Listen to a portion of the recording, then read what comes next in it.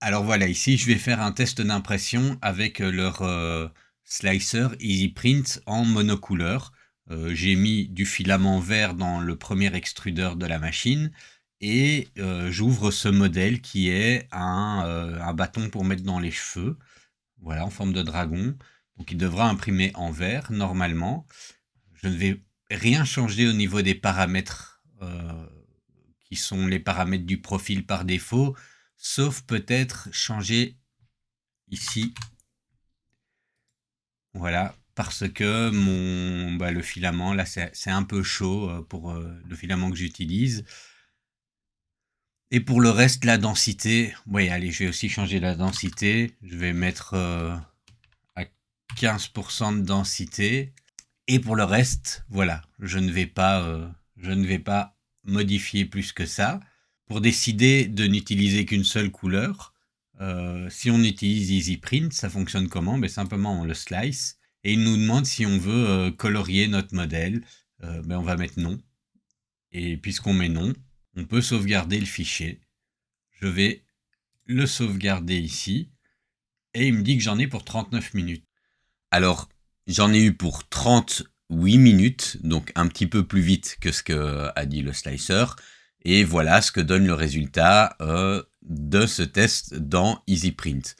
Le résultat est correct. J'avais pas fait de lissage de couche supérieure, mais le résultat est très correct. Alors maintenant, j'ai essayé d'imprimer en monocouleur avec le slicer fourni par Guitech.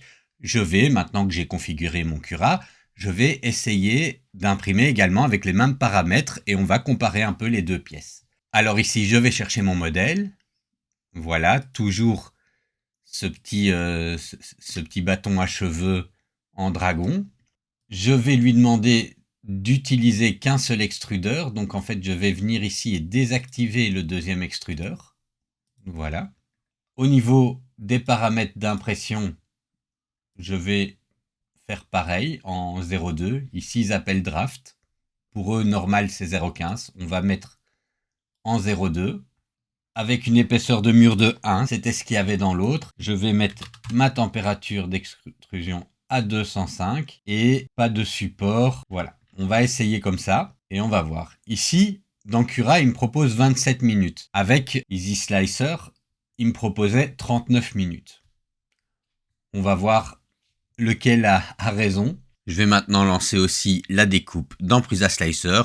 J'imprimerai les deux fichiers qui restent et je comparerai les trois d'un coup, ce sera plus facile. Alors je vais essayer aussi avec Prusa Slicer d'imprimer un objet en monocouleur. Hein. C'est la base, hein, mais ça a très bien marché avec les deux autres slicers. Il n'y a pas de raison que ça ne marche pas ici. Donc je vais venir chercher mon fichier, le même que celui que j'ai utilisé pour les autres slicers, et je vais tout simplement lui dire d'imprimer avec, par exemple, le cordeau vert pour être dans la même couleur. Voilà, donc le premier extrudeur sera en vert. Je garde les paramètres et tout simplement, il va utiliser un seul extrudeur. Alors, je vérifie juste une chose. Je vais désactiver le lissage. Voilà. Et ici, sans lissage, il me propose 43 minutes. Donc, on va essayer ceci. Hein. Donc voilà le résultat de l'impression des trois petites broches avec les slicers différents. Alors, avec à distance, ça a l'air d'être très, très, très, très proche. Si on regarde de tout près, ça, c'est avec EasyPrint. Alors, c'est pas très beau. Voilà. C'est imprimé, hein, il y aurait moyen d'un petit peu épavurer, retirer un petit peu de stringing, mais voilà, EasyPrint, pour moi, ne donne pas, avec les paramètres comme ça, les meilleurs résultats. Bon, alors on va me dire, vous voyez ici, ça se décolle un peu. On va dire, il y a d'autres paramètres, hein, le filament était-il humide ou non, voilà, les réglages machine et autres, mais ici, c'est vraiment 3 impressions faites l'une derrière l'autre. Alors avec Cura,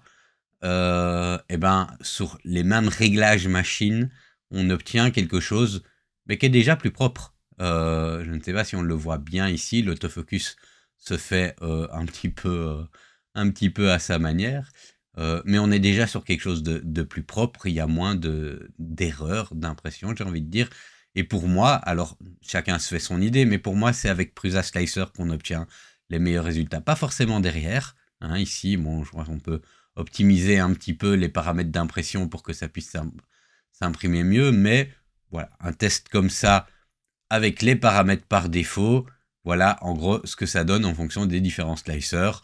C'est correct, hein, on voit qu'il faut un petit peu d'affinage, mais c'est déjà très correct comme ça, sans trop régler les choses.